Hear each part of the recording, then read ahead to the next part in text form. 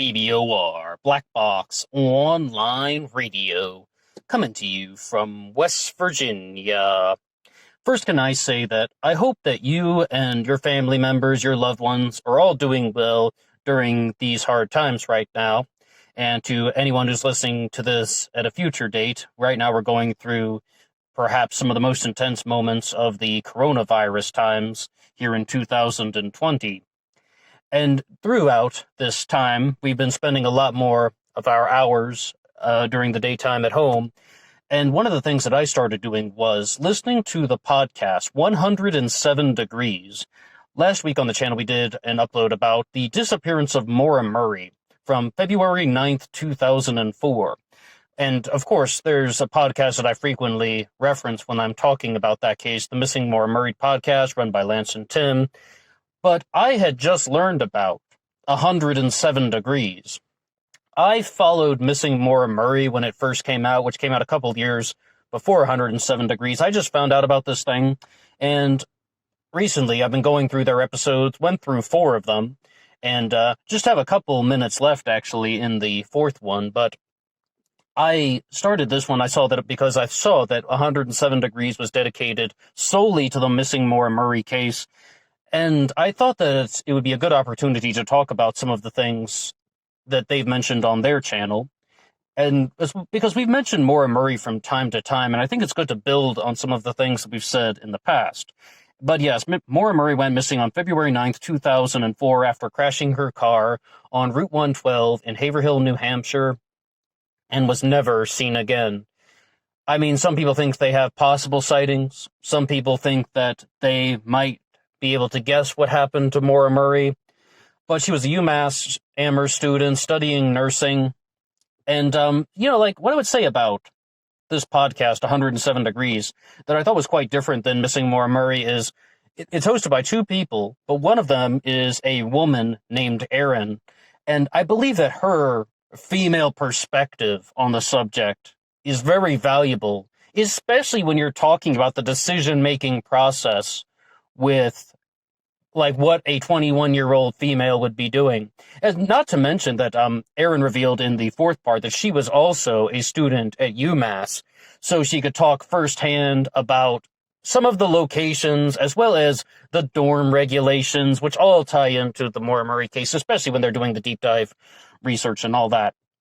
Now, if we're going to have just somewhat of a discussion about this, I would say that after going through Missing Maura Murray, about 30 episodes of theirs, and now starting 107 Degrees, as well as just the blogs discussing this, looking at various sources, listening to what other YouTubers have to say, watching Vanished and all of these shows, what is the consistent commonality that is going on with this?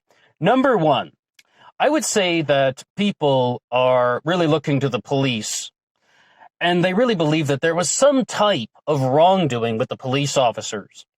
And if there's any sort of conspiracy theory that people would put out, it is the possibility that the officers committed major errors in the investigation, and then they used their administrative power to cover it up, or very simply that they were not very forthcoming about the incidents that took place, or they're not very forthcoming about the errors that were committed. They messed up in this way. And from listening to 107 Degrees, one of the things that I saw with this is that they went to the media in July of 2004. Once again, Maura went missing February 9th of 2004. February. By the time you got to July, and I only know this because they put up like a newspaper clipping. It's a podcast, but they have like imagery up there sometimes. You can see the report is from July of 2004. And they're talking about by the time the police got to the media, there are already inconsistencies coming out. Misinformation is already going out. Somewhere along the lines, the investigation was mishandled. Let's say that. I don't necessarily entertain a lot of the far-out theories, such as the first officer on the scene could have raped and murdered Maura Murray. And I did an upload about that on this channel. I accidentally deleted it. It was talking about the most outrageous theory in the Maura Murray case, and I proposed that it was that the first officer on the scene raped her, murdered her, and threw her body in the trunk of his car. I don't believe that happened. I was kind of challenging that theory because so many people were talking about it on the internet. I read about it on a forum, and then I would, of course, you want to hear other perspectives, and I found a lot of people were holding him accountable. I don't personally believe that. Yet at the same time, I think that a bigger theory, or just a bigger piece of commentary on the situation, is that they believe that some way, somehow, the police mishandled the investigation. Fred Murray, Maura Murray's father, was very critical of them for the reason that he said 36 hours before they were really investigating the case, well, the trail went cold, we should say. The investigation was blown because they waited so long to start looking for Maura when major missteps happened. Let's say that much. Okay, that's number one. Another big takeaway from 107 Degrees, as well as, once again, putting this in a broader context, Maura was not suicidal. I mean, I said I listened to about 30 episodes of Missing Maura Murray and some interviews with some guy who wrote that book, True Crime Addict, and some other shows. And just to talk about one thing, I guess I overlooked it all these years. I'm not the biggest expert on Maura Murray. I miss things. But they said that on February 9th, Maura had written one of her professors regarding a homework assignment. And I believe very specifically she had submitted her homework electronically. 2004, we were dealing with email, but it was still in its infancy. She had sent some things to a professor in an email at 3 o'clock in the morning. And they were like, somebody who is mailing a professor about homework at 3 o'clock in the morning is not suicidal. I mean, it's possible, but I don't agree with that. And when we did the upload on Missing Maura Murray, alcohol is the biggest clue. I was also saying that her behavior is not indicative of someone who was suicidal. But this is just giving the impression that this was a person, Maura was a person who was intending to come back to UMass Amherst, and it's very likely that her father said she was driving to Bartlett, New Hampshire, or as well as calling places in Stowe, Vermont, trying to go to the White Mountains, just to get away from a week, get away for 5 days. And she said she had this family emergency. She just wanted to go to a familiar place, almost like her own personalized retreat. And when you listen to some of the things that people who knew her said, it was that she did stuff like that in the past. This wasn't the first time that she just decided to, go away for a certain period of time. That very specifically, they said that she was the type of person that would skip school, hop on a train, and go to the city. So Maura has somewhat of a risk-taking personality. And they completely dispelled, on 107 Degrees, they completely dispelled any possibility that Maura would have been pregnant by Hussein Baghdadi or something like that, and she didn't know what to do about the situation. Once again, that doesn't really explain any of the actions. It's just that there had been Google searches on Maura's computer and Yahoo searches as well, going back to 2004. Yahoo's also something that they used, search engines, where they're talking about pregnancy and the effects of alcohol during a pregnancy. And one of her classmates simply said, we were in a maternity class together. Maura was a nursing student. That is so commonly discussed. So I don't believe she was pregnant by Hussein Baghdadi and didn't know what to do, and she was running away. Hussein Baghdadi, of course, was the track coach, otherwise known as Haas to the other athletes there. But that one person whose name we don't mention wrote the book True Crime Addict. And what he did say, though, if you could take away anything from some of his stuff, is that Haas, Hussein Baghdadi, was someone who never lied to him. He was very forthcoming, very willing to talk about the subject, but he had also moved on. He was married, and at UMass, he was a PhD student. He completed his stuff there, and he had moved on in life, so he is very open to discussing the subject. Another thing, though, to say about Maura Murray is, why did she refuse help after she first crashed her car? And just to give a little bit of background into it, Maura crashes the car. The person who talks to her first is a school bus driver named Butch Atwood. He's driving by, and he opens the bus door, and he says, hey, excuse me, do you need help? And she says that she had called AAA, and Butch knew that wasn't true because they didn't have service in that part of Haverhill, New Hampshire. So then they go back home, and of course Butch tells his wife, and then they call the authorities. one thing about that is that, I mean, this is when I said Erin's perspective as a woman is very good. She's saying that she might have been very intimidated to talk to somebody like Butch Atwood, a man that she didn't know. And she's first probably thinking, all right, I'm a 21-year-old woman, but I'm a woman all the same. I can solve this situation on my own. I don't need to accept help from this man who is somewhat of an intimidating figure. You can see Butch Atwood talking on YouTube. I mean, I don't suspect any of them in there. Someone left a comment once on one of my Maura Murray uploads saying that they thought Butch Atwood was the perpetrator. I believe that if he were the perpetrator, the search dogs would have had a better chance of finding Maura's scent, like on his property or something like that, and more physical evidence would have been left behind. I don't suspect Butch Atwood of anything like that. But one of the things that I would say is that first they're saying that, okay, Maura's going to try and solve this on her own. The reason why she said she called AAA is not because she's this pathological liar and some type of malicious individual, and she's just like a fraud in everything she does. No, they're like, she was probably saying that just to be polite, and just saying that, I'm sorry, I don't want your help, is like, it's a more polite way of saying I don't want your help. And then she begins to think about what to do. Under Maura's car, there was a Diet Coke bottle that had some red liquid poured out of it into the snow. And most people think that was red wine, but 107 Degrees said that the box of wine in the backseat of Maura's car was unopened. So they actually believe that that was not wine. It was red antifreeze that they were keeping in the Diet Coke bottle, part of Maura's emergency kit. I don't necessarily believe that because I think Fred Murray would have said something about that. And one of the biggest clues in the missing Maura Murray case is when Maura's car was found, there was a rag sticking out of the tailpipe. After Maura Murray disappeared, and after listening to the first podcast, Missing Maura Murray, I would just have conversations with some people about that. Even my father was a car salesman for most of his career. And I just asked him, you ever heard of this thing about putting a rag in the tailpipe? And he said, no, he had never heard of that. So I began Googling it, and I did find a source when someone said, yes, it's one of the things that you do with old rust bucket cars to put more pressure on, the internal components. But I had always imagined that the rag in the tailpipe would have been jammed way up there or something, and then this is something they learned while investigating the car. But in reality, it was sticking right out there. It was, visible with the human eye. Because we know this, because when Fred Murray picked up the black Saturn that Maura was driving, they said that the car probably won't start if there's a rag in the tailpipe. And this 107 Degrees podcast even brought up Beverly Hills Cop and Axel Foley and all that about putting bananas in the tailpipe, I believe it was, in that movie.